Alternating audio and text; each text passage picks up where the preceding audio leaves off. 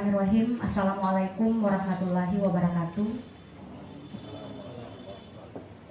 Ya, pertama-tama marilah kita panjatkan puji dan syukur atas kehadirat Tuhan Yang Maha Esa, yang mana pada siang hari ini kita semua diberikan nikmat kesehatan dan kesempatan sehingga bisa memenuhi undangan sosialisasi hari ini. Teristimewa untuk semua rekan-rekan guru, Bapak Kepala Sekolah yang sudah menyediakan waktu untuk saya untuk membagikan praktik baik dalam bentuk aksi nyata pada materi yang saya sedang ikuti pada pendidikan guru penggerak di Angkatan 8 yang sedang berlangsung sekarang ini. Ya, seperti yang terlihat di slide Bapak Ibu, ya ini adalah aksi nyata pada modul 1.4, yakni tentang budaya positif.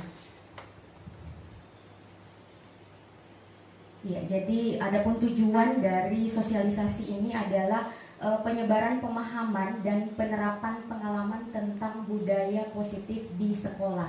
Ya, sebelum saya lanjut Bapak Ibu, ya mungkin barangkali dari Bapak Ibu ada yang bisa memberikan pendapatnya ketika berbicara tentang budaya positif itu, yang di pikiran Bapak Ibu itu kira-kira apa? Silakan disampaikan.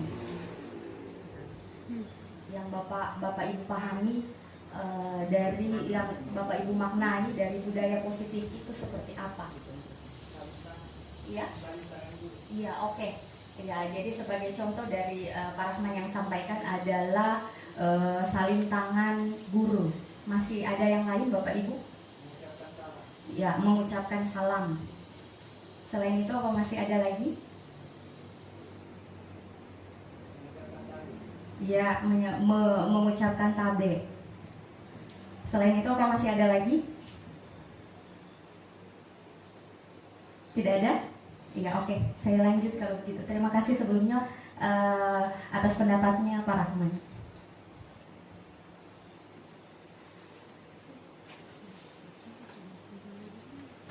Iya, ini dia konsep inti dari budaya positif.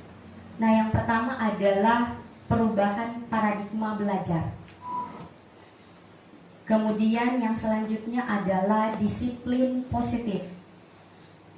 Selanjutnya adalah nilai-nilai kebajikan, kemudian kebutuhan dasar manusia,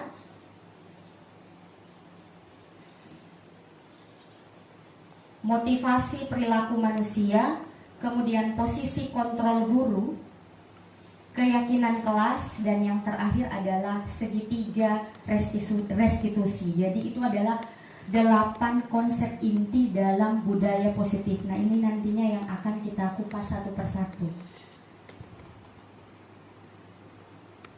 Ya, dimulai dari pembelajaran dengan paradigma baru.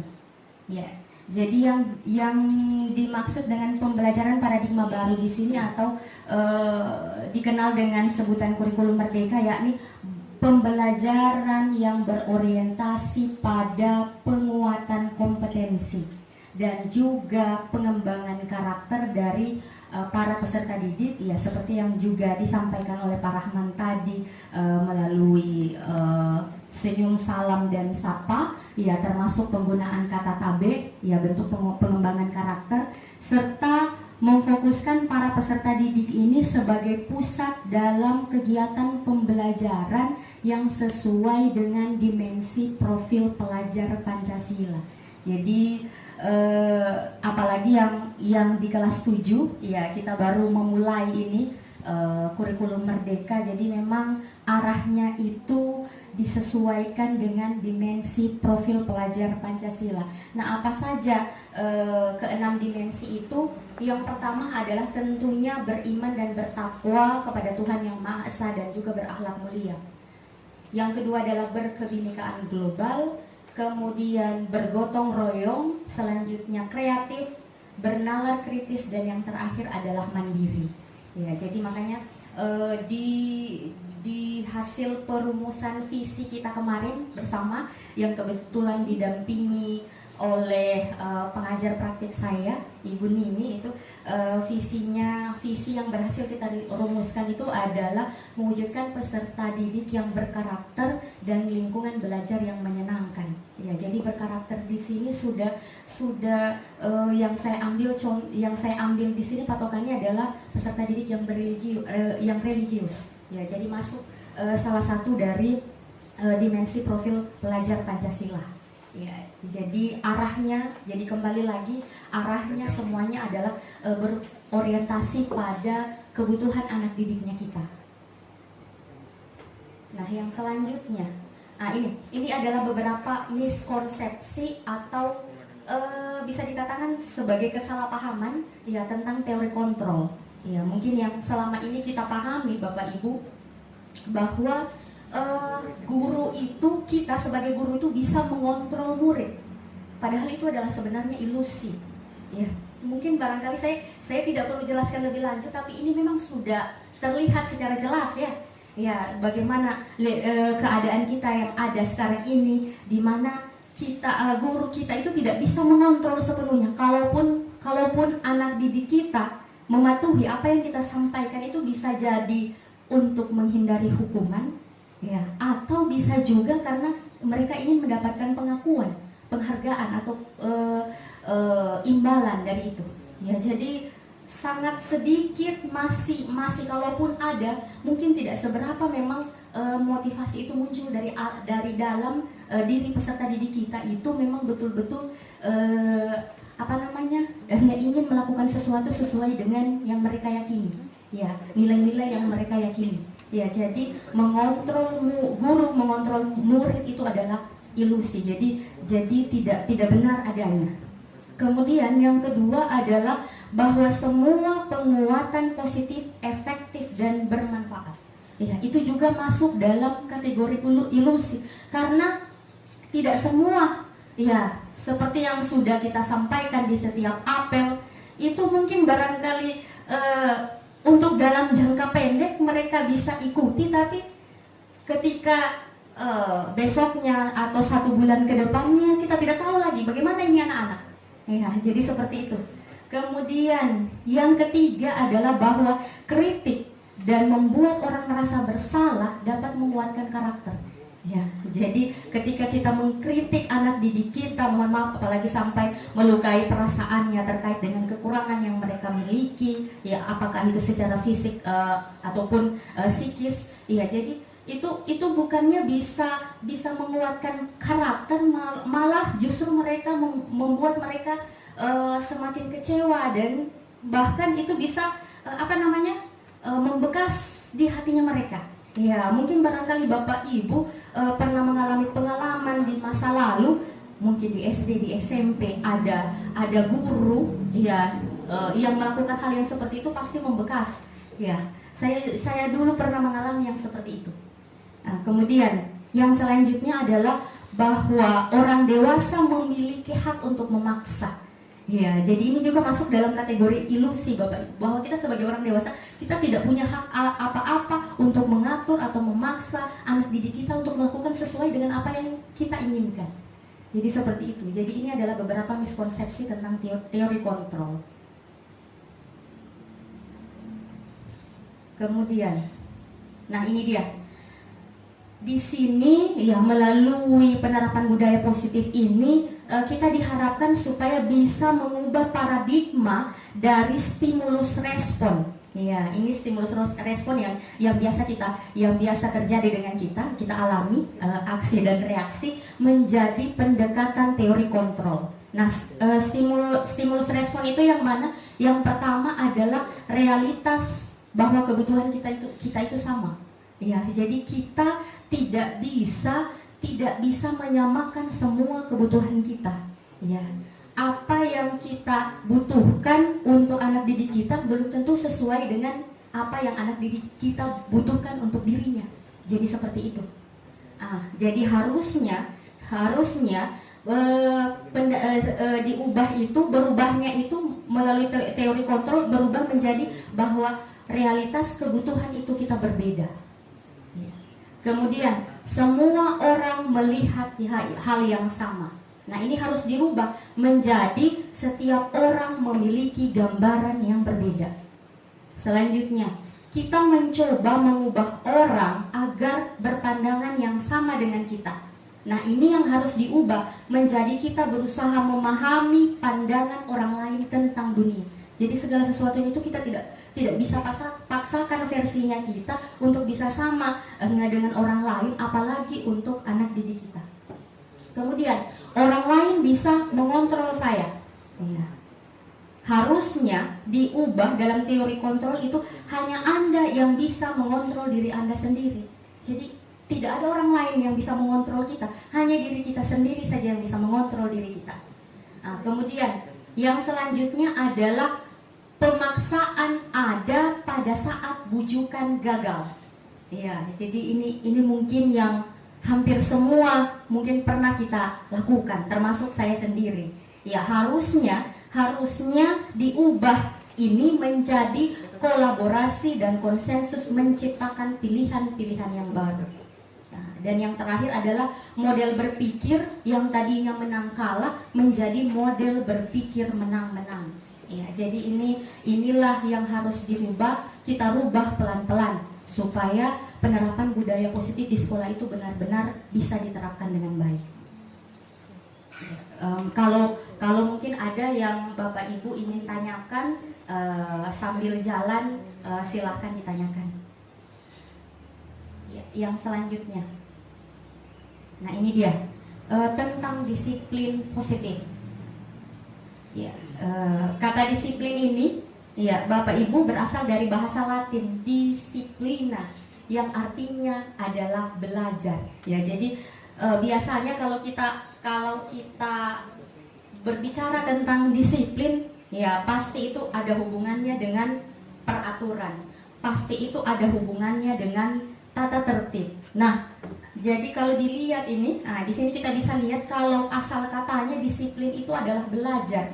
Nah, kalau dikaitkan dengan disiplin diri, maka artinya adalah mempelajari bagaimana cara mengontrol diri dan menguasai diri untuk memilih tindakan-tindakan yang mengacu pada nilai-nilai yang dihargai. Ya, jadi itu adalah bentuk disiplin diri. Jadi maksud dari disiplin diri itu adalah bagaimana cara kita mengontrol diri kita, bagaimana cara kita menguasai diri kita untuk bisa memilih tindakan-tindakan yang kita yakini atau tindakan-tindakan yang mengacu pada nilai yang kita hargai.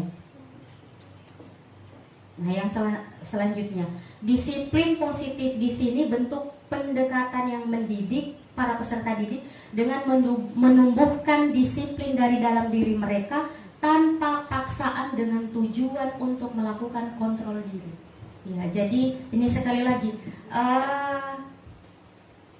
pelan-pelan bagaimana nanti bisa karena ada nanti cara, ya mudah-mudahan bisa kita terapkan pelan-pelan bagaimana cara menumbuhkan disiplin, karena ini yang sangat diperlukan oleh anak didik kita. Ya, jadi harusnya tidak ada paksaan mereka untuk mengikuti aturan atau apa yang disepakati di sekolah ini, tapi memang betul-betul hadir dari dalam diri. Ya, motivasi itu dari dalam atau motivasi intrinsik memang berasal dari dalam diri mereka untuk melakukan itu, tidak karena dipaksa dan tidak karena sesuatu apapun. Ya, yang selanjutnya adalah sebagai pendidik tentunya kita memiliki tujuan, yakni menciptakan para peserta didik yang memiliki disiplin diri sehingga mereka bisa berperilaku mengacu pada nilai-nilai kebajikan universal dan memiliki motivasi intrinsik. Jadi itu nanti yang diharapkan terlaksananya budaya positif ini diharapkan adanya motivasi intrinsik dari dalam diri kita semua. Ya, jadi bukan hanya dari dalam diri peserta didik, ya, tapi juga kita semua warga yang ada di sekolah ini.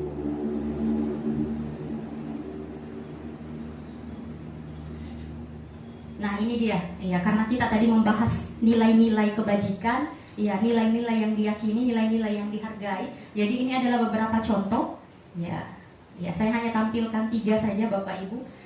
Yang pertama adalah sesuai dengan nilai kebajikan yang telah disepakati bersama tanpa membedakan suku, agama, bahasa maupun latar belakang seseorang, ini sesuai dengan nilai yang ada pada profil pelajar Pancasila.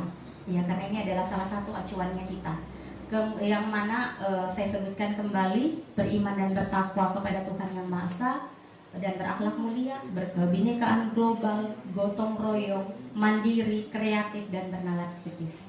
Kemudian ada nilai kebajikan atau nilai universal, ya, berasal dari IBO, Primary Years Program atau PYP, yakni toleransi, rasa hormat, integritas, mandiri, menghargai, antusias, empati, keingintahuan, kreativitas, kerjasama, percaya diri, dan komitmen.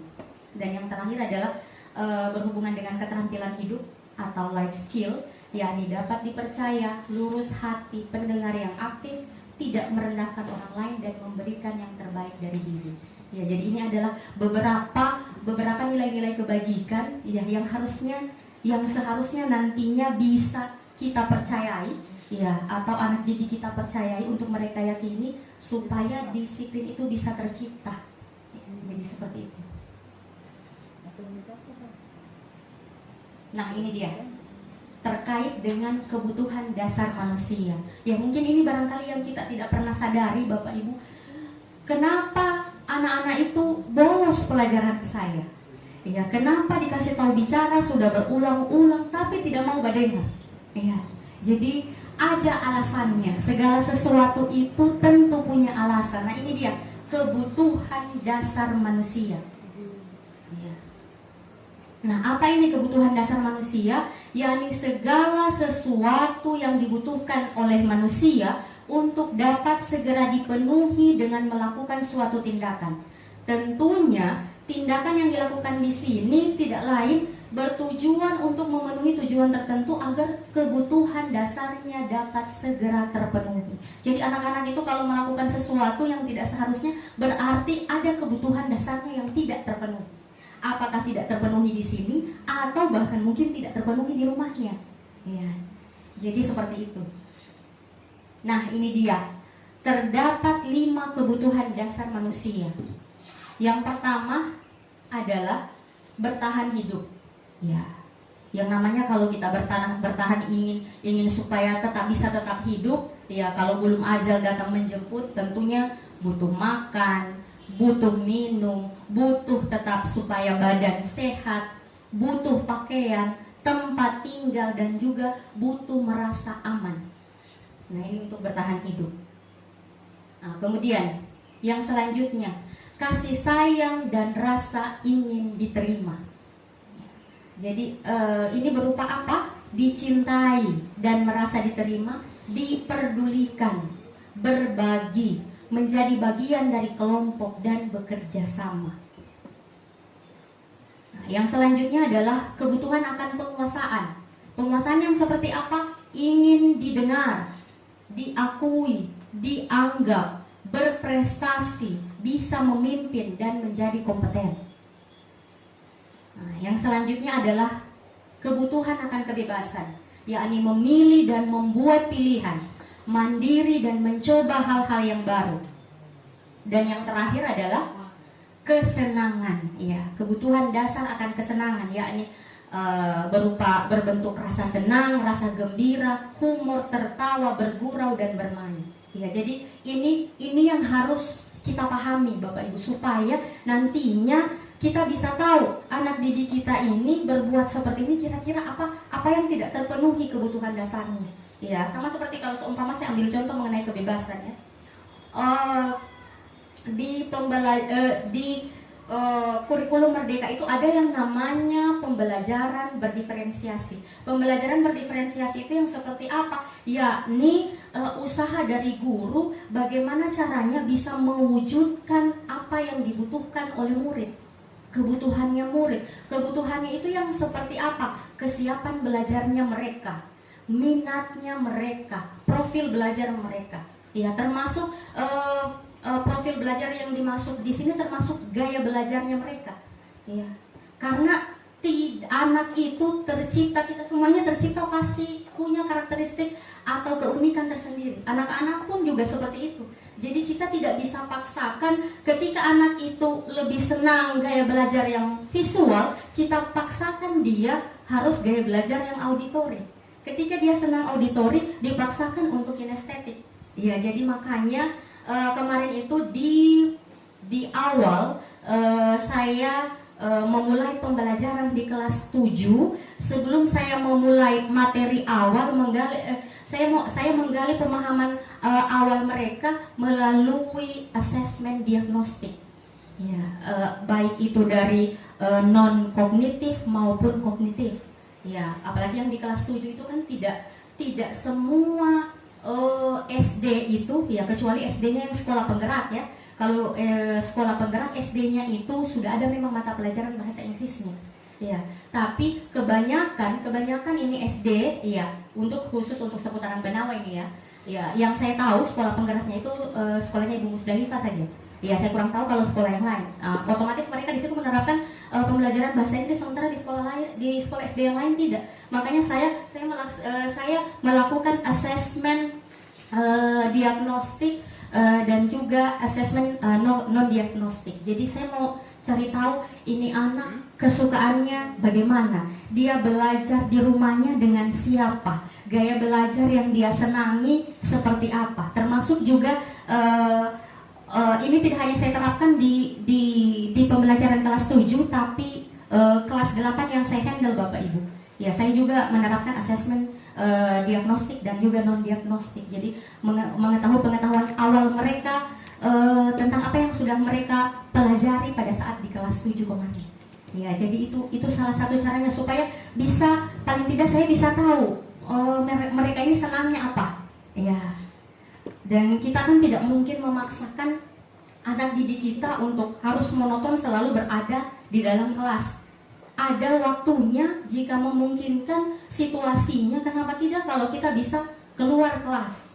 Ya, jadi pembelajaran akan lebih terasa bermakna kalau kita belajar langsung ya, secara kontekstual maksudnya. Ya, jadi seperti itu. Jadi sekali lagi Bapak Ibu, ini yang kita sama-sama harus bisa pahami ya pada diri anak didik kita ya, agar supaya pelan-pelan kebutuhan dasarnya bisa terpenuhi. Ya, jadi seperti itu. Kemudian, nah ini dia. Ya, 3 motivasi perilaku manusia. Ya, ada 3 yang memotivasi perilakunya kita ini. Yang pertama adalah untuk menghindari ketidaknyamanan atau hukuman. Ya, anak-anak itu ya belum tentu anak-anak yang patuh itu sebenarnya tujuan utamanya adalah supaya tidak mau kita hukum. Ya, mungkin barangkali sebahagian besar atau bahkan mungkin semuanya. Ya, kalau ada anak-anak yang patuh itu bisa jadi alasannya, motivasi mereka adalah karena memang mau menghindari ketidaknyamanan atau menghindari hukuman dari kita. Kemudian yang kedua adalah, nah ini dia, untuk mendapatkan imbalan atau penghargaan dari orang lain. Ya, jadi ini kalau memang untuk menghindari hukuman ini sebenarnya menurut saya wajar orang lakukan untuk menghindari hukuman. Tapi kalau untuk mendapatkan imbalan atau penghargaan diri, ada penghargaan itu ketika kita berikan kepada anak didik kita, justru itu penghargaan bisa menghukum mereka. Ya, kenapa dikatakan bisa menghukum Bapak Ibu? Karena dia tidak akan bisa menjadi efektif kalau seumpamanya dia tidak bisa meraih sesuatu seperti yang biasa dia lakukan, maka itu akan menimbulkan kekecewaan untuk mereka. Ya, jadi penghargaan itu sebenarnya tidak bisa bekerja. Ya, jadi dua ini Bapak Ibu semuanya adalah bentuk motivasi eksternal yang berasal dari luar. Ya, jadi ini yang tentunya diharapkan supaya bisa pelan-pelan dihilangkan, hilang dari perilaku anak didik kita. Nah, kemudian yang ketiga adalah untuk menjadi seseorang yang diinginkan, dan tentunya dapat menghargai diri sendiri dengan nilai-nilai yang dipercaya. Nah, nilai-nilai mana yang dimaksud tadi ini? Yaitu nilai-nilai kebajikan tadi, Bapak Ibu. Ya, seperti yang sudah saya sampaikan tadi, termasuk di dalamnya juga bertanggung jawab. Ya. Jadi seperti ini. Jadi dua motivasi ini, menghindari ketidaknyamanan atau hukuman dan juga untuk mendapatkan imbalan atau penghargaan, ini adalah bentuk motivasi eksternal. Sementara untuk menjadi seseorang yang diinginkan dan bisa menghargai diri sendiri sesuai dengan nilai yang dipercaya, inilah yang kita inginkan bisa hadir dalam diri para peserta didik kita, dan tentunya hadir dalam diri kita sebagai seorang guru. Motivasi intrinsik yang berasal dari dalam diri. Jadi bukan karena ingin diakui, bukan karena ingin dapat penghargaan, dan juga bukan karena untuk menghindari hukuman. Jadi memang betul-betul lahir dari dalam diri kita. Nah, ini beberapa perbedaan antara hukuman, konsekuensi, dan juga restitusi.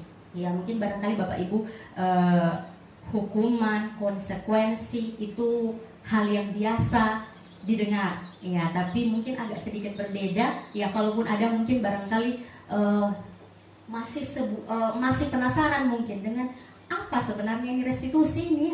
Nah, ini dia ketiga perbedaannya. Yang pertama, hukuman itu terjadi secara tiba-tiba dan tidak direncanakan. Ya. Kemudian peserta didik tidak tahu apa yang akan terjadi dan tidak dilibatkan dalam mengambil keputusan hukuman itu. Kemudian bersifat satu arah dari guru ke siswa, dan bentuk hukuman itu bisa berupa hukuman fisik atau hukuman fisik. Ya, kadang-kadang tidak nyambung. Ya, seumpama contoh kasusnya mencoret-coret dinding. Ya, mencoret-coret dinding, tiba-tiba hukumannya keliling lapangan.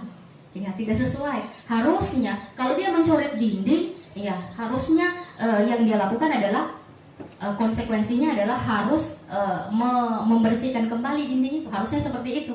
Ya, tapi yang namanya hukuman itu selalu dilakukan tidak nyambung. Ya, biasa mungkin barangkali ada anak yang terlambat masuk di kelas, ya, keliling lapangan 20 kali. Ya, kadang tidak nyambung dengan yang seharusnya. Itu dia bentuk hukuman. Nah, kemudian kalau konsekuensi, berbeda halnya dengan konsekuensi. Konsekuensi ini dia terencana atau disepakati sesuai aturan. Kemudian peserta didik tetap dibuat tidak nyaman. Ya, di hukuman peserta didik tidak nyaman, di konsekuensi juga peserta didik juga tidak nyaman. Kemudian sikap guru adalah selalu memonitor para peserta didik. Nah, berbeda dengan restitusi. Kalau dia restitusi, proses menciptakan kondisi peserta didik untuk dapat memperbaiki kesalahannya. Nah, prosesnya ini mendorong kolaborasi antara guru dan peserta didik, di mana proses ini mengajarkan peserta didik untuk mencari solusi atas kesalahan yang ditimbulkan. Jadi bukan kita yang mencari solusinya, tapi mereka yang mencari solusi dari kesalahan yang dia lakukan. Dia harus cari solusinya, kira-kira apa yang harus dia lakukan supaya bisa belajar dari kesalahan itu. Bukan menebus kesalahannya, supaya bisa belajar dari kesalahan itu. Ya, jadi mungkin ini bisa pelan-pelan bisa diterapkan. Iya.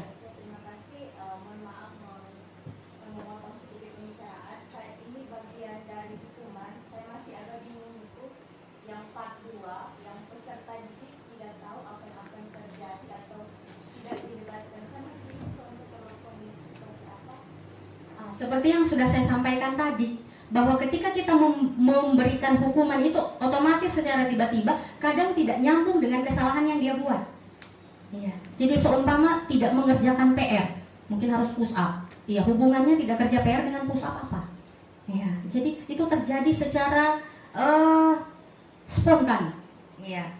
Ya, jadi mungkin barangkali sebagai luapan kejengkelan ini anak-anak sudah dikasih PR, sudah diharuskan kumpul hari ini, tapi tidak juga biar dikerja juga tidak ada. Nah, iya, seperti itu contohnya.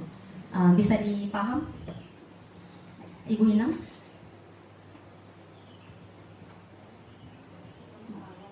Ya, Ini yang tidak yang berlainan arah berarti. bersifat satu arah itu guru Maksudnya, ke murid. bagian part yang kedua itu peserta didik tidak tahu apa yang terjadi.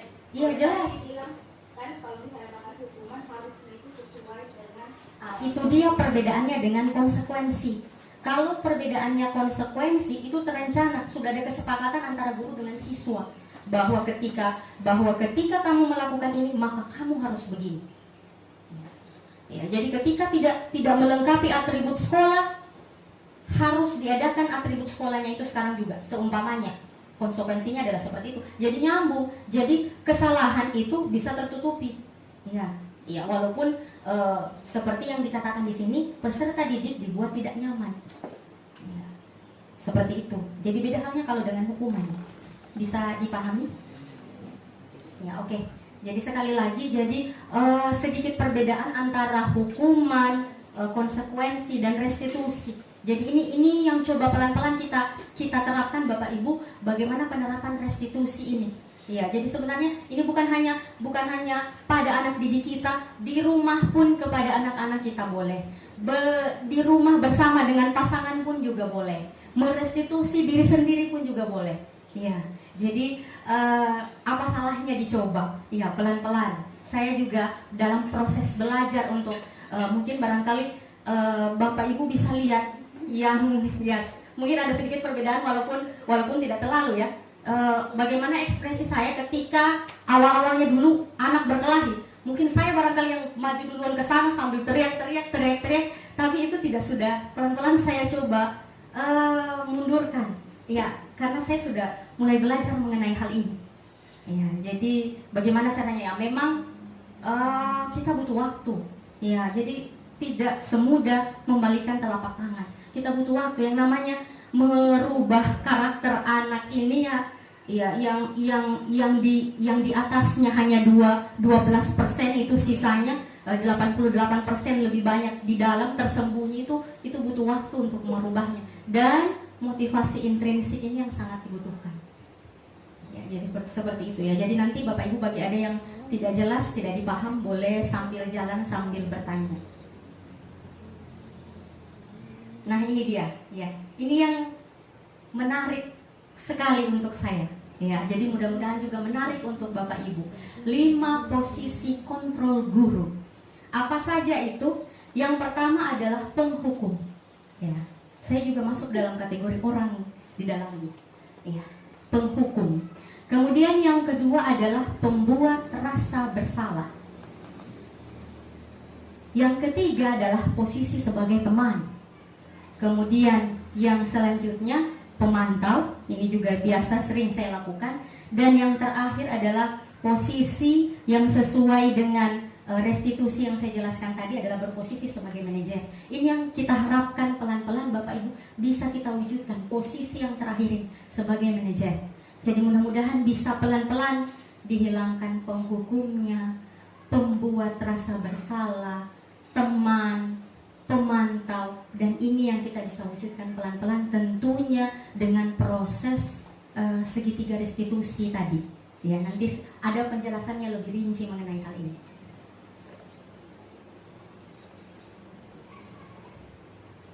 Nah, ini saya mengambil contoh kasus. Ya, bagaimana sebenarnya penerapan 5 posisi kontrol ini dari 5 bagian tadi itu.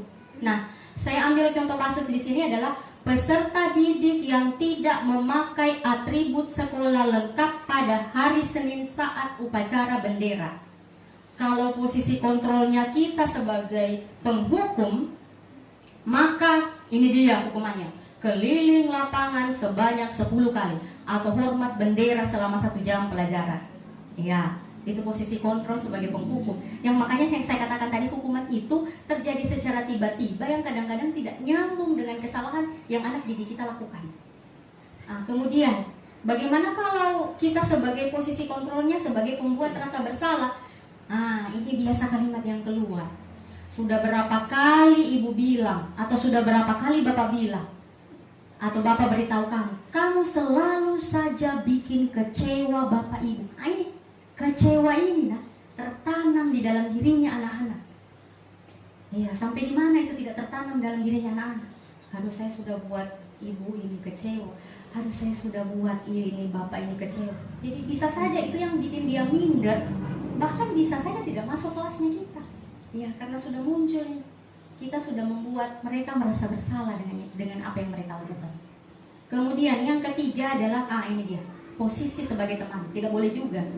Ya, tidak boleh juga sebenarnya berposisi sebagai teman. Nah, ini contohnya. Ayo Lana, ikuti aturan sekolah kita. Tolong bantu bapak atau ibu kali ini. Nah, baru habis itu, ya sudah, tidak apa-apa. Nanti lain kali jangan diulang lagi. Itu dia. Ya, jadi termaafkan dengan sendirinya tanpa melakukan apa-apa. Dan ini membuat anak itu nyaman dan bisa saja dia membandingkan dengan guru yang lain. Saya kalau dengan guru itu lah, dia sayang saya. Tapi dengan guru yang satu, la ilaha illallah.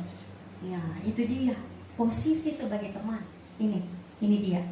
Kemudian yang selanjutnya masih dengan kasus yang sama. Posisi sebagai pemantau. Nah, ini dia. Kalau pemantau itu biasanya lengkap datanya, akuratnya. Saya masuk dalam salah satu kategori orang. Ya, mungkin barangkali bisa terlihat kalau rapat-rapat kenaikan kelas itu saya lengkap, akurat. Saya punya data kehadiran anak-anak. Ada yang sampai berapa kali tidak hadir. Ya, karena ini saya dulunya masih menerapkan posisi pemantau. Ya, kamu sudah melanggar aturan sekolah. Kamu tahu konsekuensinya? Setelah selesai upacara, kamu beli atribut sekolahnya di koperasi. Ya, kalau di sini berarti berhubungan dengan Ibu Masniar atau Ibu Haji Masnan. Nah, kemudian jangan sampai diulang kembali. Ya, jadi ini masuk dalam kategori konsekuensi. Ya, jadi kita memberikan konsekuensi kepada anak. Iya. Dan ini prosesnya hanya jangka pendek saja, sesudah itu saja. Nah, bisa jadi itu akan berulang nantinya dilakukan oleh anak. Ya, karena apa? Tidak hadir dalam diri mereka itu. Nah, kemudian yang terakhir, ini dia yang diharapkan. Ya, saya juga masih belajar untuk bisa sampai di tahap ini. Ya, mudah-mudahan kita semua bisa sampai di tahap ini. Ya, manajer, apakah kamu tahu kesalahan yang kamu buat? Iya. Lalu bagaimana kira-kira cara kamu memperbaikinya? Jadi ditanya dulu. Ya, jadi ini bagian manajer ini nanti ada hubungannya dengan penerapan restitusi tadi. Saya akan memperlihatkan tahapan-tahapannya sekaligus contoh video skenario kasus yang sudah saya buat. Iya. Yang disampaikan ini betul semua. Saya berpikir jauh ke depan. Seandainya misalnya ini tertanam pada diri anak-anak, itu sebagai manajer misalnya dan yang lainnya tadi, ketika dia tamat SMP, SMA, dia memasuki istilahnya kami di desa, kalau kamu tamat SMA atau kuliah, selamat datang di dunia nyata. Kalau ini kita terapkan pada mereka, apakah kamu tahu kesalahan yang kamu buat itu, lalu bagaimana caranya? Sementara di dunia nyata itu tidak seperti itu. Kamu pukul orang, kamu di kantor polisi. Kalau ini tertanam pada dirinya misalnya, saya melakukan kesalahan, saya berusaha memperbaikinya, saya sepakat, sangat sepakat dengan semua paparan materi tadi. Cuman pikiran saya jauh ke depan ketika dia masuk ke dunia nyata, apakah ini berlaku? Misalnya kalau ini tertanam betul sudah dalam dirinya, ketika saya melakukan kesalahan, saya dicarikan solusi. Faktanya di dunia nyata itu tidak. Kamu melakukan kesalahan, kamu gagal, kamu melakukan pemukulan, itu berarti dia tertanam pada dirinya sendiri tidak melakukan hal-hal yang negatif di masa depan. Siapa tahu tuntutan ekonomi bisa membuat tertanam sudah ini. Kita sebagai manajer, ketika saya melakukan kekeliruan, kesalahan, saya berusaha mencari solusi supaya tidak berefek ke depannya itu. Terima kasih Pak Aras, luar biasa sekali pertanyaannya ini. Karena sudah menyangkut masa depan, bukan yang di depan ya. Ya, saya akan mencoba menjawab. Ya, jadi terkait dengan karena yang Pak Aras sampaikan itu terkait dengan proses restitusi ya. Ya. Jadi bagaimana bahwa pelan-pelan ini dia sendiri yang cari tahu kesalahannya apa, kemudian bagaimana dia sendiri yang cari tahu bagaimana cara memperbaikinya. Kalau dari saya, ya makanya itu yang saya katakan tadi, proses ini sebenarnya jangan hanya berjalan di sekolah. Jadi bersama harusnya mohon izin Pak Kepsek, mungkin kalau nanti ada pertemuan dengan orang tua, ya mungkin barangkali ini bisa disosialisasikan pelan-pelan juga bersama dengan orang tua. Jadi proses ini tidak hanya ada di sini saja, tapi orang tua juga bisa pelan-pelan terapkan. Jadi karena berdampingan itu, ketika lingkungan sekolah berjalan beriringan bersama dengan lingkungan keluarga, saya rasa insya Allah anak-anak nanti yang tercipta seperti apa itu insya Allah bisa sesuai yang diharapkan. Ketakutan saya gini, Ya. saya pribadi saja, Ya. mudah-mudahan tidak Pak. Jadi kita taraf Indonesia sangat sepakat. Cuman apakah tidak tertanam mentalnya ini? Kalau pandangan saya terlalu manja. Baru masalahnya di dunia nyatanya nanti tidak seperti itu. Saya sepakat di taraf, cuman berpikir agak jauh sedikit saja. Ya. Kalau berdasarkan penjelasan dari instruktur saya, ya, jadi kan memang ada masanya anak-anak itu mungkin barangkali sudah tidak bisa terkendalikan, ya. Jadi di situ dia katakan tidak ada salahnya posisi kontrol itu bisa, kalau menyesuaikan dengan keadaan, bisa sebagai penghukum atau pemantau, tapi kalau boleh dihindari sekali itu pembuat rasa bersalah. Ya, karena itu bisa membekas seumur hidup untuk mereka. Ya, jadi kalau memang sudah diambang di luar batas kewajaran ini yang sudah tidak bisa ditolerir lagi, bahkan direstitusi pun mungkin barangkali sudah tidak mempan, ya. Jadi apa salahnya kalau memang betul-betul kita bukan hanya sekedar bekerja sama dengan orang tua murid, ya, tetapi juga bekerja sama dengan yang berwajib seperti yang disampaikan Pak Aras tadi. Ya. Nyambung sedikit ya Pak. Kan tadi harus ada kerjasama ya antara keluarga, sekolah. Nah bagaimana ini? Apa kemarin itu maksudnya ada banyak kejadian anak-anak. Ini banyak orang tua sendiri saja sudah lepas tangan. Semuanya diserahkan kepada sekolah. Jadi bagaimana itu cara menanggulanginya? Iya. Itu dia ya yang jadi masalah. Bahkan orang tua pun sendiri sebenarnya lepas tangan. Padahal seharusnya ketika kita yang namanya kita punya anak itu tanggung jawab itu bukan hanya di dunia saja sebenarnya, tapi di akhirat juga. Ya, jadi sebenarnya tidak bisa terkeluarkan, tidak boleh dikeluarkan itu bahwa kita sudah tidak mampu. Ya. Seharusnya jangan sampai terkeluarkan. Kalau sampai terkeluarkan kalimat itu berarti sama halnya saya menyesal melahirkan ini anak ini. Jadi harusnya jangan sampai seperti itu. Jadi pendek pendek pikiran. Iya, sudah lepas tangan, sudah tidak mau melakukan apapun. Iya.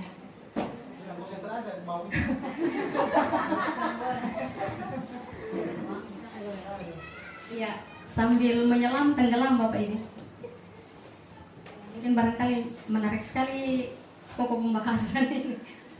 Karena memang real sekali dengan kita punya kehidupan. Iya. Kayak pas sekali dengan situasinya di sini. Iya, boleh saya lanjut Bapak Ibu?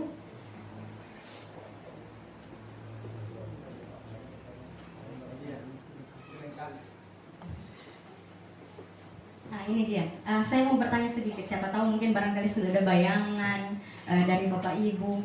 Kira-kira kalau saya tampilkan beberapa kalimat, kira-kira kalimat ini kita itu berada pada posisi kontrol yang mana?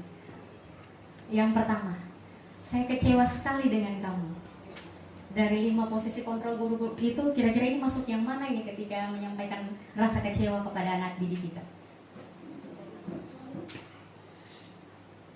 Mulai dari pembuat rasa bersalah. Ya, jadi menyampaikan kekecewaan yang bisa membekas di hatinya anak. Apalagi kalau sampai menyakiti perasaannya. Ya, pembuat rasa bersalah. Kemudian yang selanjutnya, kamu tidak pernah benar melakukannya. Tidak ada apa yang betul kamu bikin. salah terus.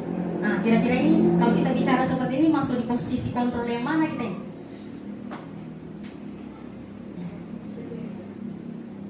Apakah teman, penghukum kah, pembuat rasa bersalah, pemantau, atau manajer? Ya? Iya, penghukum. Terima kasih Pak Anies. Ya, selanjutnya, apa rencanamu untuk menyelesaikan masalah ini? Iya, luar biasa Bapak Ibu.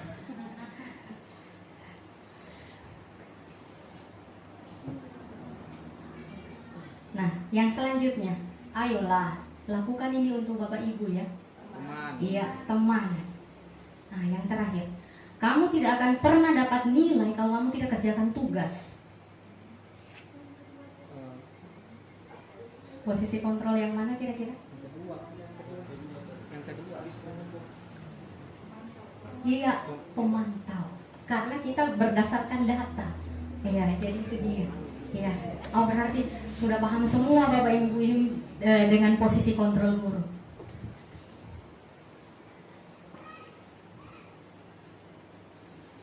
Nah, ini dia, keyakinan kelas. Ya. Keyakinan kelas itu apa Bapak Ibu? Yakni kesepakatan kelas yang menuntun nilai-nilai positif yang diyakini oleh guru bersama dengan peserta didiknya selama proses pembelajaran berlangsung. Alhamdulillah ini sudah saya terapkan di semua kelas yang saya handle, Bapak Ibu. Berjalan pelan-pelan. Alhamdulillah sudah berapa minggu kita masuk ini? 2 minggu ada ya? 2 mingguan ya. Ya alhamdulillah di 2 minggu pembelajaran saya, kelas yang saya handle tidak ada yang bolos. Belum ada ya. Ya mudah-mudahan tidak sampai ada. Saya menerapkan keyakinan kelas ini. Jadi bagaimana tahapannya? Saya buat kesepakatan kelas. Ya, jadi saya akan tunjukkan kesepakatan kelasnya.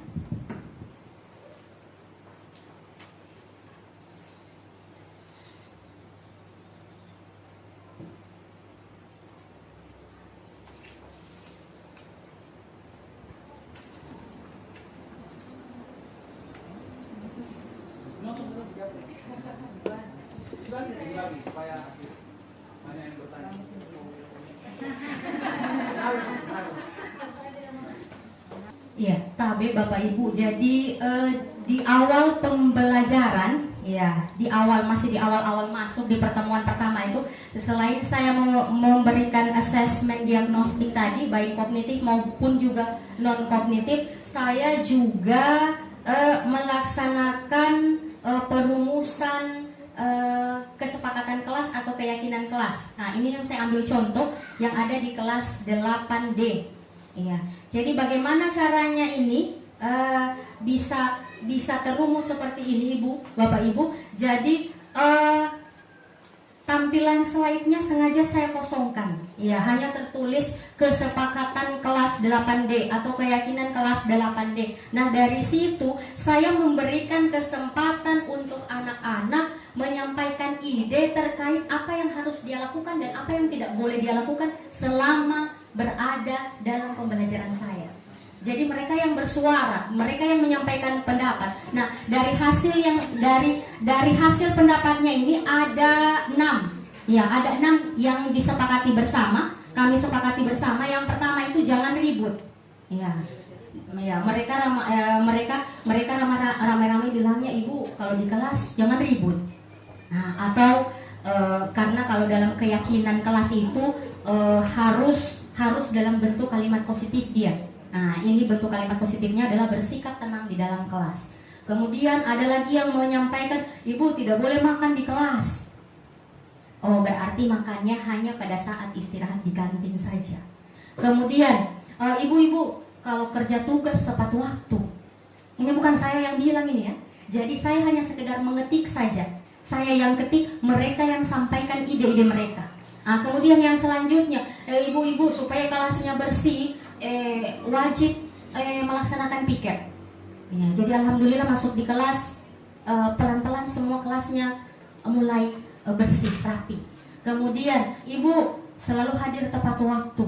Kemudian yang terakhir, ibu minta izin kalau keluar kelas. Jadi ini saya coba terapkan. Jadi masing-masing kesepakatan di tiap kelas itu masing-masing berbeda Bapak Ibu. Ya, jadi tergantung dari nyamannya mereka bagaimana di kelas itu. Jadi memang tujuannya ini, jadi bukan hanya sebenarnya nanti pada saat kurikulum merdeka ini memang betul-betul berorientasi kebutuhan itu pada murid, tapi sebenarnya di pembelajaran K13 pun juga seperti itu. Ya, jadi makanya saya tidak hanya saya terapkan ini kesepakatan atau keyakinan kelas ini di kelas 7, tapi juga di kelas 8 yang masih menggunakan kurikulum 2013. Ya, jadi saya mencoba pelan-pelan bagaimana caranya membuat nyaman kelas saya. Ya, apalagi kan bahasa Inggris, tahulah kasihan bahasa Inggris, sudah tulisannya lain, bacanya lain, mana kalau tidak ditahu artinya juga setengah mati. Mungkin kalau pelajaran lain dibaca pelan-pelan paham, ini dibaca sudah tahu bacanya bagaimana, baru artinya juga setengah mati. Ya, jadi itu saya berusaha bagaimana caranya membuat nyaman anak didik supaya untuk menghindari pelan-pelan itu. Ketika mereka merasa nyaman di kelas, ya insya Allah pelan-pelan tidak akan mulai berhenti untuk meninggalkan kelas kita. Ya, jadi ini adalah contoh dari kesepakatan kelas yang terwujud menjadi keyakinan kelas, ya. Karena kalau keyakinan kelas itu sebenarnya merujuk pada nilai-nilai tadi. Kalau seperti ini Bapak Ibu bersikap tenang, ya, berarti ada nilai pengertian di dalam. Ya, jadi anak didiknya mengerti pas guru menjelaskan supaya tenang. Ya, jadi tidak ada yang ribut. Kemudian tidak boleh makan, berarti bisa saling menghargai di situ. Ya. Kemudian mengerjakan tugas tepat waktu. Ini nilai yang dipercaya adalah nilai tanggung jawab. Begitu juga dengan melaksanakan piket. Ya, hadir tepat waktu ini adalah bentuk komitmen. Ya, kemudian minta izin ketika keluar kelas. Ini juga merujuk sebagai rasa hormat dan juga sopan santun. Jadi inilah kesepakatan kelas ini yang terwujud menjadi keyakinan kelas sesuai dengan nilai-nilai yang sudah kita bahas pada slide sebelumnya tadi. Jadi seperti itu. Nah, kalau ada Bapak Ibu yang ingin bertanya, silakan ditanyakan sebelum saya lanjut slide saya.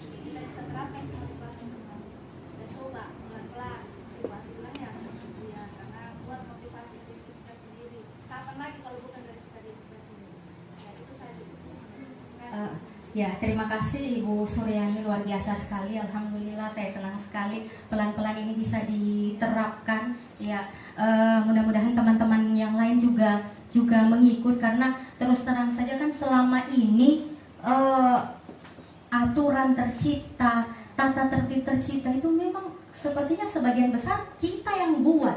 Jadi anak-anak itu dipaksa bagaimana caranya untuk bisa taat patuh. Ya, jadi mereka tidak bisa bersuara. Saya harusnya begini, saya harusnya begini. Ya, jadi di sini, ya, yang penting jangan kembali lagi ya. Ya, seperti yang Pak Aras bilang tadi itu. Ya, jangan sampai keluar jalur. Jadi apa salahnya dengan membangun keyakinan kelas ini pelan-pelan. Ya, jadi mungkin ini terlihat sederhana, tapi alhamdulillah 7 kelas yang saya handle sampai hari ini, ya walaupun kita tidak bisa pungkiri, apalagi masih kelas 7, masih ada sisa-sisanya SD, ya kelakuan SD-nya barangkali ya, sedikit-sedikit, ibu izin keluar, ya lama masuk lagi, ibu izin keluar, ya. Tapi alhamdulillah tidak ada yang sampai meninggalkan kelas, ya. Kalaupun keluar masuk itu ya, it's okay lah. Ya, namanya juga anak-anak. Yang penting kalau untuk saya selama dia tidak meninggalkan kelas saya itu sudah hal yang luar biasa untuk saya. Ya, jadi seperti itu Bapak Ibu.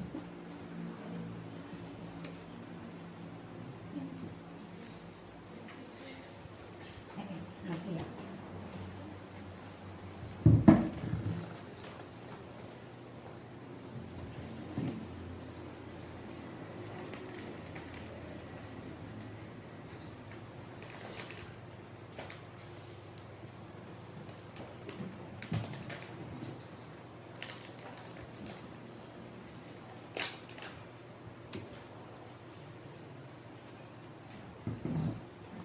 Ini dia bagaimana perumusan keyakinan kelas yang seharusnya. Ya, mudah-mudahan yang di belakang bisa baca. Ya, yang pertama adalah guru meminta para peserta didik untuk menyebutkan ataupun menuliskan apa saja yang menjadi aturan yang perlu untuk disepakati bersama di dalam kelas. Ya, jadi kalau modelnya saya tidak meminta mereka menulis, cukup menyebutkan saja supaya saya bisa tampilkan di slide. Dan ketika sudah terumuskan semuanya, di setiap saya masuk sebelum pembelajaran dimulai, itu dulu yang saya kasih lihat mereka. Nah, jadi itu dulu saya mengingatkan mereka dulu, anak-anakku, ya sesuai dengan kesepakatan kelas kita, ini. Jadi semoga selama pembelajaran Ibu berlangsung sampai selesai semuanya bisa diterapkan. Jadi namanya anak-anak ini kasihan, mungkin harus diulang-ulangi untuk disampaikan, ya supaya tidak lupa. Nah, kemudian yang kedua adalah kalimat-kalimat yang telah disepakati menjadi kesepakatan kelas diubah menjadi kalimat positif. Ya, bila tadinya belum membentuk kalimat positif seperti tadi, jangan ribut, itu kan masih dalam bentuk kalimat negatif dia. Jadi harusnya bersikap tenang selama berada di dalam kelas. Contohnya seperti itu.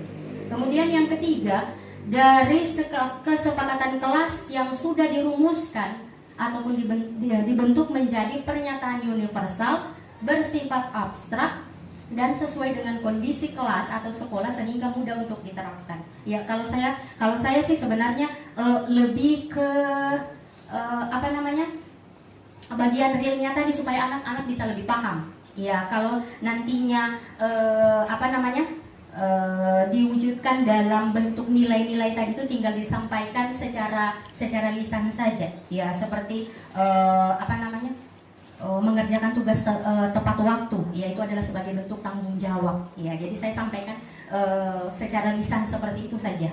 Ya, jadi supaya anak-anak karena kalau wujudnya lebih merujuk pada aturan yang disepakati, ya mungkin barangkali mereka lebih gampang untuk mencerna di kepala, oh ini yang harus saya lakukan, oh ini yang tidak boleh saya lakukan. Ya, kalau untuk pemahaman saya seperti itu Bapak Ibu. Nah, ini ya sudah masuk di sini kita. Ya, penerapan segitiga restitusi. Ya, kalau tadi itu masih pengertiannya restitusi seperti apa.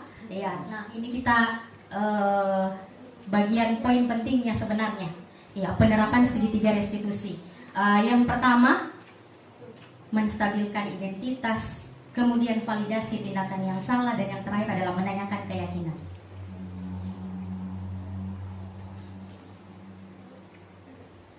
Nah, ini dia pengertian segitiga restitusi, yaitu proses menciptakan kondisi murid yang telah melakukan kesalahan agar bisa memperbaiki kesalahannya dengan cara mencari solusi atas masalah yang ditimbulkan serta memulihkan diri murid-murid itu sendiri setelah berbuat salah, sehingga mereka dapat kembali pada kelompoknya dengan karakter yang lebih baik dan lebih kuat. Jadi di sini Bapak Ibu bisa disimpulkan bahwa restitusi ini bukan untuk menebus kesalahan. Sekali lagi, bukan untuk menebus kesalahan, melainkan mengajarkan anak didik kita bagaimana caranya bisa belajar dari kesalahan. Nah, ini dia tahapannya seperti yang sudah saya sampaikan dalam restitusi. Ya, tahapan dalam segitiga restitusi itu diawali dengan menstabilkan identitas. Nah, sesudah stabil identitasnya anak, validasi tindakan yang salah. Sesudah divalidasi tindakannya mereka yang salah, yang terakhir adalah menanyakan keyakinan. Makanya sangat perlu kita tadi itu merumuskan atau membuat keyakinan kelas tadi itu, supaya ada patokannya kita, ada acuannya kita untuk bertanya ke mereka nantinya. Nah, ini dia bagian yang pertama.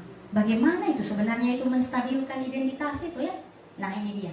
Pada tahapan restitusi yang pertama ini memiliki tujuan, yakni mengubah identitas anak dari orang yang gagal karena melakukan kesalahan menjadi orang yang sukses. Dalam hal ini berbuat salah itu adalah manusiawi karena merupakan bagian dari proses pembelajaran hidup. Nah, itu dia. Makanya ada kalimat nobody's perfect in the world. Ya, tidak ada manusia yang sempurna. Pasti berbuat salah. Ya, biar kita sudah jadi guru begini, pasti juga pernah berbuat salah. Ya, jadi itu proses menstabilkan identitas. Nah, bagaimana caranya? Nah, ini adalah beberapa ungkapan-ungkapan atau kalimat ya yang bisa kita lakukan ketika kita mau menstabilkan identitasnya anak itu. Yang pertama yang kita bisa sampaikan ke mereka itu, berbuat salah itu wajar. Wajar saja orang kalau bikin salah. Tidak ada manusia yang sempurna. Kemudian Bapak Ibu juga pasti pernah melakukannya, atau Bapak Ibu juga pasti pernah bikin itu. Nah, di sini Bapak Ibu tidak mau cari masalah, tapi Bapak Ibu ingin mencari solusi dari masalah ini. Atau boleh juga kita katakan kamu berhak merasa begitu.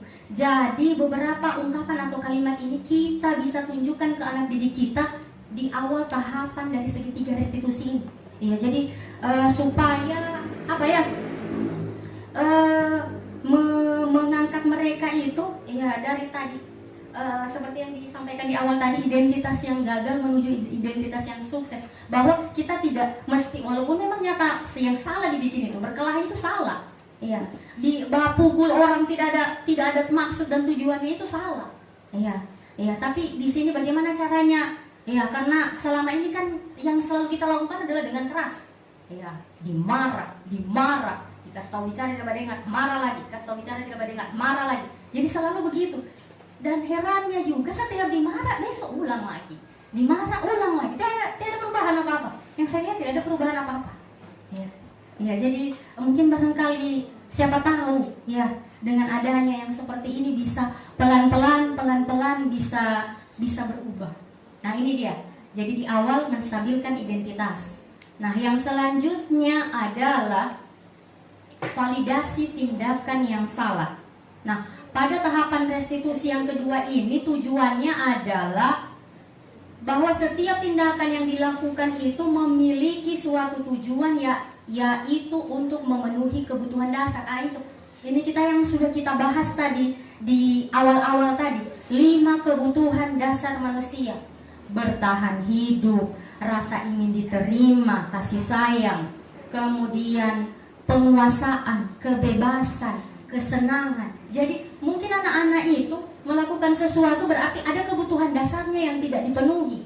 Entah hanya sekedar mau cari perhatian dengan kita, atau mungkin di rumahnya sudah tidak diperhatikan. Di sini mungkin barangkali caranya dengan cara berkelahi supaya bisa sering-sering kita perhatikan. Jadi pasti ada kebutuhan dasarnya anak itu yang tidak terpenuhi.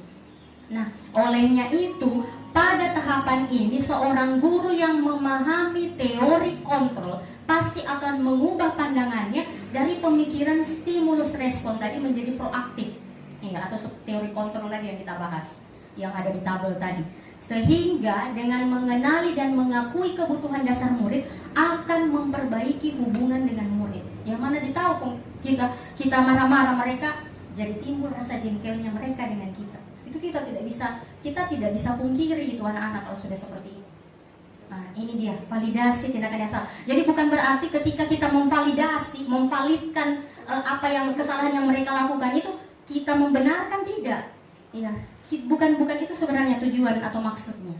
Nah, kalimat-kalimat apa yang bisa dimunculkan pada bagian atau tahapan yang kedua dari validasi tindakan yang salah ini? Nah, ini dia.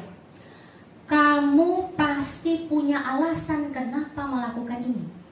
Ya, tanya alasannya kenapa. Apa sebenarnya alasannya? Kemudian padahal kamu bisa melakukan hal yang lebih buruk dari ini ya. Kamu pasti bangga karena telah melindungi sesuatu yang penting untuk dirimu. Ya, apalagi kalau geng-geng kampung ini, ya pasti ada kebanggaan tersendiri ya. Ya, kalau satu teman dipukul, ya satu gerombolan mereka babela, walaupun tidak ditahu ini akar masalahnya apa. Ya, pokoknya main pukul saja. Yang penting teman dibela, itu intinya, teman dibela. Ya, karena itu mungkin ada sesuatu, ada yang mereka banggakan, ada yang mereka lindungi dari itu. Nah, kemudian kamu melakukannya karena mempertahankan sesuatu yang penting untuk diri. Ya mungkin saja ini sebagai bentuk perlawanan, mana tahu. Ya, lantaran nimbrung dengan orang yang berkelahi, ya tidak ada angin, tidak ada hujan, sudah empuk, dipukul sudah. Ya otomatis kalau kena dipukul tidak ada salahnya apa-apa, tentu memberontak, pasti lawan pukul juga. Ya, jadi itu dia, ini adalah bentuk-bentuk kalimat yang kita bisa gunakan ketika kita mau memvalidasi tindakan anak didik kita yang salah. Nah, kemudian yang selanjutnya adalah menanyakan keyakinan. Nah, pada tahapan segitiga restitusi yang ketiga ini tujuannya adalah memunculkan motivasi intrinsik yang ada pada murid-murid sehingga mampu mengaitkan keyakinannya dengan tindakan yang salah. Nah, ini yang coba pelan-pelan kita bangun Bapak Ibu. Ya, bahwa mungkin barangkali dengan adanya keyakinan yang mereka percaya, mereka sudah sepakati, ketika kita hubungkan dengan kesepakatan tadi, kesepakatan kelas tadi, atau bahkan kesepakatan sekolah, keyakinan sekolah tadi itu bisa mempengaruhi dia pikirkan bahwa salah barangkali yang saya bikin ini, ya tidak seharusnya saya seperti ini, karena tidak sesuai dengan apa yang sudah disepakati. Karena memang tadi yang namanya keyakinan kelas itu dibangun berdasarkan kesepakatan bersama, bukan karena maunya kita, tapi karena maunya mereka. Ya, jadi seperti itu. Nah, kalimat apa saja yang bisa dimunculkan pada bagian restitusi yang ketiga ini? Yang pertama adalah tanyakan ke mereka, apa keyakinan kelasnya kita? Kemudian nilai-nilai apa yang sudah kita sepakati bersama? Ya, atau mungkin seperti apa gambaran kelas ideal menurut kamu? Ya. Kemudian yang terakhir, kamu ingin menjadi orang yang seperti apa? Ya, mungkin barangkali pertanyaan seperti ini cocok sekali barangkali ditanyakan dengan orang yang anak-anak kita yang berkelahi itu ya. Kamu berkelahi seperti ini, kira-kira mau jadi apa nantinya? Ya, siapa tahu itu barangkali bisa menggugah perasaan jiwa dan raganya untuk bisa pelan-pelan memunculkan motivasi intrinsiknya supaya bisa berhenti pelan-pelan barangkali untuk tidak melakukan perkelahian itu lagi. Ya, ini contoh kasusnya Bapak Ibu. Ya, saya dokumentasikan dalam bentuk video. Ya, di sini ada kebetulan ada 2 orang, tapi saya tampilkan satu video saja untuk supaya Bapak Ibu bisa lebih memahami tahapan dari video tadi itu, di bagian mananya semua itu ketiga tahapan restitusi, segitiga restitusi itu muncul. Nah, ini dia contoh kasusnya. Safa yang tidak mengerjakan tugas. Di hari Selasa siang, saya tidak bisa mengajar pelajaran bahasa Inggris di kelas 8D karena harus mengikuti rapat rekonsiliasi penggunaan dana BOS tahap 1 tahun 2023. Saya memberikan tugas kepada mereka supaya kelas saya tidak kosong. Tapi Safa tidak mengerjakan tugas tersebut, dia malah tidur di meja dan akhirnya justru ketiduran.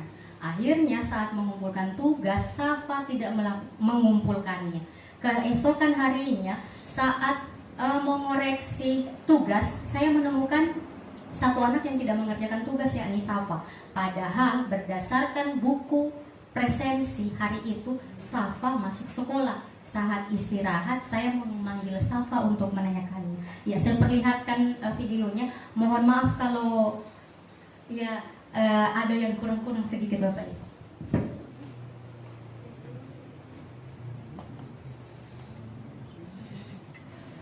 Assalamualaikum. Waalaikumsalam.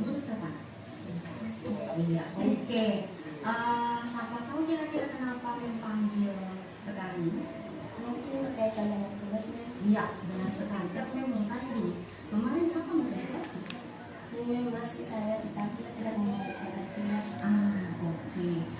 Memang semua manusia itu pasti pernah berbuat sama, juga pasti seperti itu. Nah, tapi memang cuma mau tanya kira-kira apa alasannya kenapa sampai Safa tidak tugas. Sampai dengan mengangkut saya apa, ternyata saya masih mau sampai dengan malam. Jadi pas masih keluar, dia mengangkut saya. Sekarang masih ingat ya kira-kira kalau berkaitan dengan apa yang sudah Safa lakukan, tidak mengumpulkan tugas, itu berkaitan dengan keyakinan kelasnya di mana? Selalu menjauh. Jadi kira-kira apa solusi yang bisa Safa lakukan sebagai bentuk bertanggung jawab dengan keyakinan kelas dikaitkan dengan yang Safa lakukan tidak menimbulkan tugas? Jadi pertama saya minta maaf dengan men karena tidak boleh tugas. Kedua saya akan tidak tidur terlalu lama. Dan ketiga saya akan mengerjakan tugas dan saya akan kumpulkan besoknya. Oke, terima kasih. Men senang sekali karena Safa sudah bisa menerapkan tanggung jawab sesuai dengan kelasnya kita. Oke, itu saja dari Men. Boleh kembali istirahat atau boleh kembali ke kelas. Terima kasih atas kolaborasinya. Oke. Kan di dua kasus. Ya. Mungkin kalau tidak salah saya pernah bantu Ibu Fitri pada saat upacara hari Senin. Ya, menghandle siswa yang tidak lengkap atributnya. Ya, jadi tapi salahnya saya tidak didokumentasikan pada saat itu. Ya, jadi di situ pada saat di situ ada 3 tahapan restitusi itu saya buat. Nah, ketika saya cek di minggu berikutnya, alhamdulillah berkurang. Ya, berkurang nih Ibu Fitri ya. Ya, sempat berkurang. Tapi memang ada yang sempat berulang. Kasihan atas nama siapa itu? Karena setelah saya tanya, ya kenapa apa alasannya? Kenapa sampai melakukan itu? Kenapa sampai tidak lengkap atributnya? Yang satu orang itu kasihan alasannya karena memang sepatunya apa rusak atau tidak ada itu ya? Ya atas nama siapa itu Ibu Fitri? Siapa? Itu atas nama Afrizal, kasihan. Ya tapi kalau saya lihat alhamdulillah sekarang sudah ada kayaknya, sudah pakai sepatu lah. Ya itu. Kemudian yang barusan tadi, ya tadi pagi itu saya panggil siapa ya? Zakir, kelas 8 apa Zakirnya? Oh iya 8D. Ya, jadi memang di 2 kali pertemuan saya Zakir itu apa? Jadi penasaran saya nih karena memang kemarin di kelas 7 kan sering-sering namanya terdengar dengung-dengungkan oleh guru yang mengajar di kelas 7 dengan kesian kelakuan yang sedikit luar biasa. Ya, jadi saya mencoba melakukan pendekatan dengan segitiga restitusi tadi. Jadi selesai apel tadi saya panggil duduk di situ, saya berdua dengan dia. Jadi saya tanya dia, Zakir, kenapa? Kamu tahu apa alasannya Ibu panggil kemarin? Ya sambil senyum-senyum, dia kan banyak senyumnya memang ya. Ya, sering ketawa memang dia. Dia bilang, tidak tahu saya ibu. Ya, saya bilang boleh kasih rapi dulu. Kasih rapi dulu baju itu kan ganteng kalau masuk, dikasih masuk di dalam baju. Apalagi pakai ban pinggang itu, mak bagus betul kalau masuk di dalam bajunya. Jadi setelah dia rapikan, nah, kemudian dia kasih tahu saya kasih tahu dia, ibu panggil kemari karena sudah 2 kali ibu masuk, ibu tidak pernah lihat mukamu. Kemudian di situ teman-teman bilang Alfa. Kenapa Alfa? Oh anu saya, main game saya.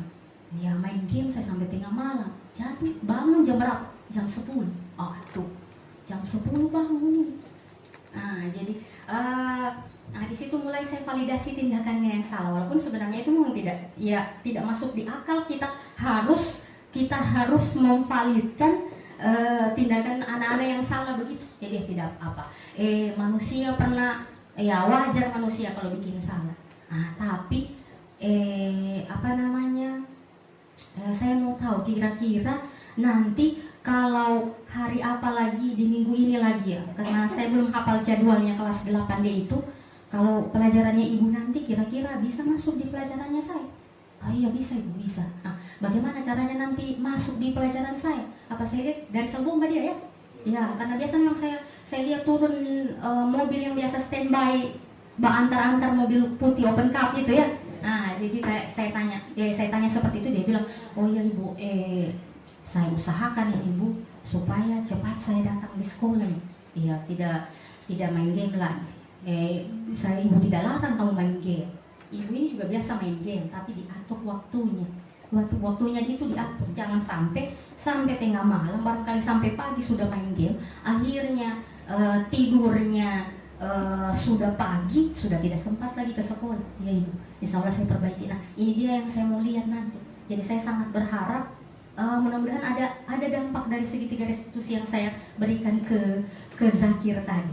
Ya, jadi yang namanya kita penerapan segitiga restitusi ini Bapak Ibu memang kembali lagi seperti yang saya katakan tadi, tidak semudah membalik telapak tangan.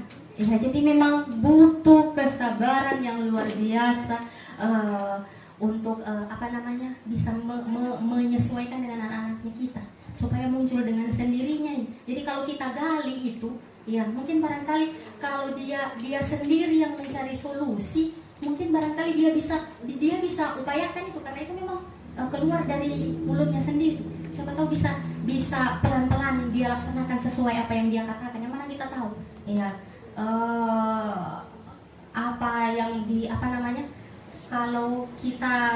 kalau kita melihat kalau anak-anak yang sudah luar biasa sekali kelakuannya, kita berpikir sudah tidak mau berubah-ubah. Tapi mana kita tahu?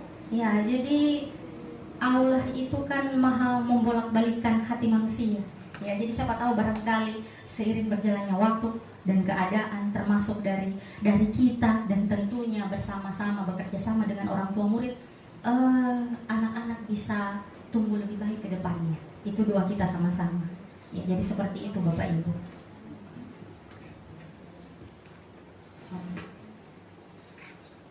Nah ini bagian penutupnya. Ya, jadi sesuai dengan standar nasional pendidikan, maka dalam penerapan program budaya positif itu guru hendaknya memiliki standar kepribadian, profesional dan sosial yang baik, di mana guru mampu merefleksikan dirinya dalam posisi kontrol sebagai among, dalam hal ini manajer yang menuntun para peserta didik menjadi pribadi yang merdeka, mandiri dan bertanggung jawab. Jadi mudah-mudahan pelan-pelan kita semua bisa mewujudkan ini. Ya, jadi demikianlah materi dalam bentuk aksi nyata yang saya sampaikan. Lebih dan kurangnya saya mohon maaf. Terima kasih. Wabillahi taufiq wal hidayah. Wassalamualaikum warahmatullahi wabarakatuh. Hai everyone, assalamualaikum warahmatullahi wabarakatuh. Perkenalkan, nama saya Syafa Samia dari kelas 8D di SMP Negeri 1 Banawa Tengah. Saya senang sekali sudah diajak berdiskusi dengan Mem Ati, karena ketika saya melakukan pelanggaran tidak mengumpulkan tugas, saya diberi kebebasan dalam memudahkan solusi atas masalah yang sudah saya timbulkan agar terdapat selesai dengan keyakinan kelas. Terima kasih. Thank you. Bye-bye. Hello everyone, Assalamualaikum warahmatullahi wabarakatuh. Perkenalkan, nama saya Darla Aurelia dari kelas 8D di SMP Negeri 1 Banawa Tengah. Saya senang sekali diajak berdiskusi dengan Mem Ati karena saat saya melakukan pelanggaran tidak mengikuti ekstrakurikuler pramuka, saya diberikan kebebasan dalam menemukan solusi atas masalah yang sudah saya timbulkan agar dapat sesuai dengan kegiatan sekolah kami. Terima kasih. Wabillahi taufiq walhidayah. Wassalamualaikum warahmatullahi wabarakatuh. Thank you for watching.